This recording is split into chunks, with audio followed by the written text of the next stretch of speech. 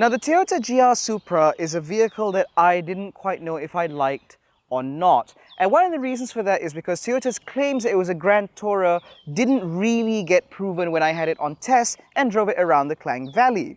So, in order to see whether or not Toyota is full of I borrowed the Toyota GR Supra right here, resplendent in red, for a road trip.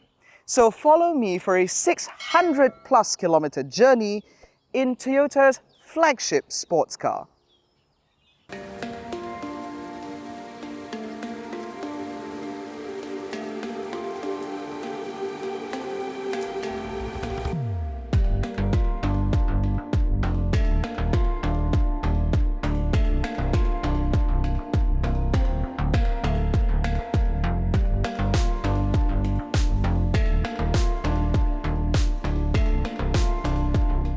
So I'm sure many of you are asking, given the fact that I have the privilege of being able to request for cars from time to time, why is it that I chose the GR Supra to do this?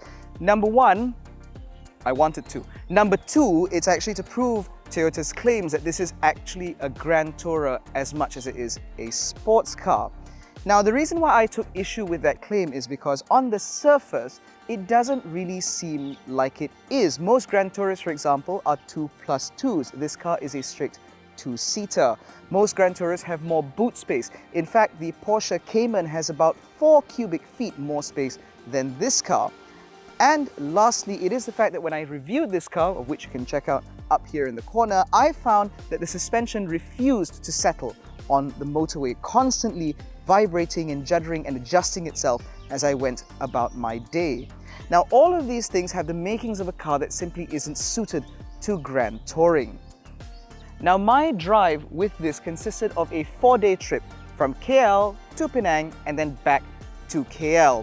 Now, this trip was done mostly on weekdays, which means that the traffic was supposed to have been clearer, but it wasn't.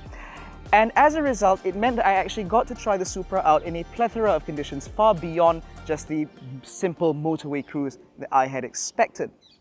Now, one of the things that I appreciate about the Supra is the fact that despite the fact that this is ultimately a sports car and it's positioned mostly as a sports car, it is surprisingly refined. The Michelin Pilot Sport 4S tyres were not only incredibly grippy, giving me an immense amount of confidence both in the dry and in the wet, but they were also surprisingly quiet with very little intrusion from road noise into the cabin. But the most impressive part for me had to be wind noise, because you have this relatively small gap between the wing mirror and the A-pillar, and you do also have frameless doors. And these are normally the makings of a car that will let in quite a lot of wind noise, but the Supra did not, which meant that cruising at motorway speeds, and often a little bit higher in order to overtake, and only for overtaking, this car was surprisingly refined. And then we get to the ride. Now again, if you've seen our review of the Supra, you will know that I quite enjoy the way this car drives. It's very predictable, it's very accurate, and it is very engaging and rewarding for even novice drivers to be able to enjoy this incredibly well-balanced chassis and this incredible 3-litre straight-six engine. But what amazed me was that out on the motorway, despite the fact that it has a very dialed-in chassis, which it shares with the BMW Z4, on the motorway, it managed to maintain a cruise comfortably. Now, this is largely due to the fact that the Toyota Supra comes as standard in Malaysia with adaptive suspension.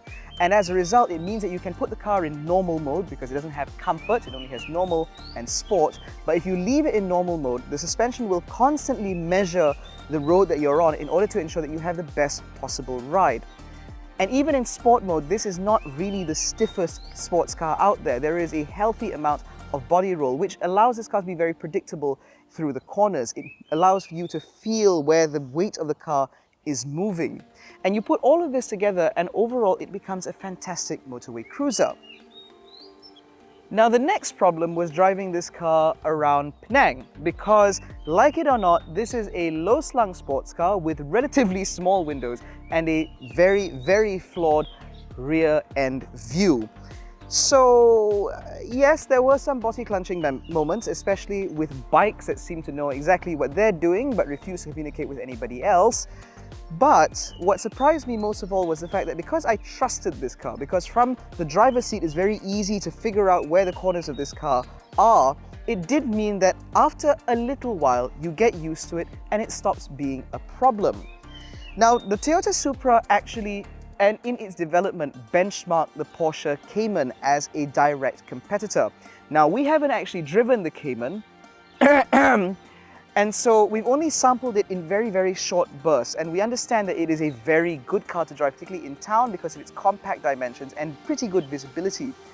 And in terms of benchmarking, the Supra picked a pretty good competitor, and I think that it's done even better than the Cayman. Because for starters, in Malaysia, this car comes as standard with the full Toyota Supra safety suite of active safety systems, including autonomous emergency braking with pedestrian and cyclist detection, adaptive cruise control, lane keep assist, follow assist, vehicle departure alert, blind spot monitoring, and rear cross traffic alert. And as a result, driving through Penang with its unpredictable traffic was really not that hard because the car was always looking out for me. However, I would have appreciated a 360-degree camera, but I'm made to understand the Supra is not available in any market with such technology, which means I only have a reverse camera and parking sensors, which were not working this weekend.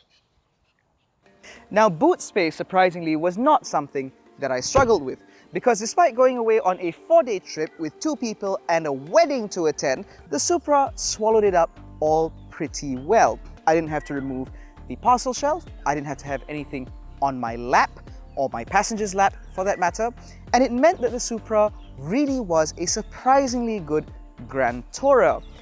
So perhaps Toyota isn't full of And driving back to KL, thanks to this car's full advanced driver assist systems as well as the adaptive high beam in this car, it meant that despite traffic and inclement weather, the Supra was a truly painless experience.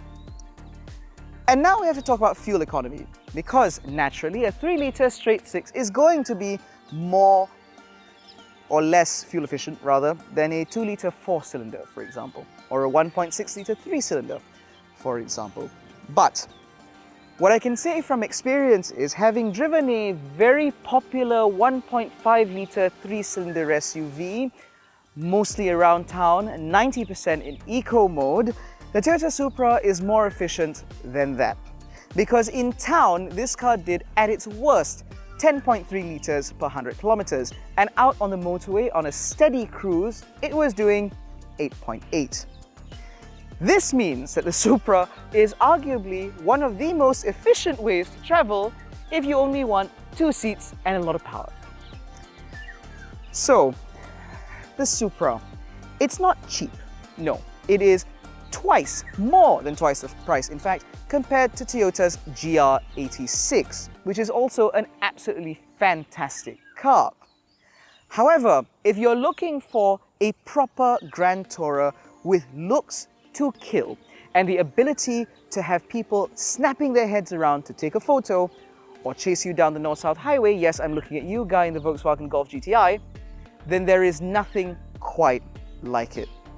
I've had this car now for 4 days and I am absolutely in love. Now, if you'd like to watch our full review of the Toyota GR Supra back when it still had its towing eye cover, you can check out our review here. And if you enjoyed this video, please give it a thumbs up, subscribe to the channel, hit the little bell icon so you're notified every time we make a new upload. Don't forget to follow us on Facebook, Twitter and Instagram. All the links are in the description below. Thank you so much for watching. We'll catch you in the next one. Take care, stay safe and subsidized fuel.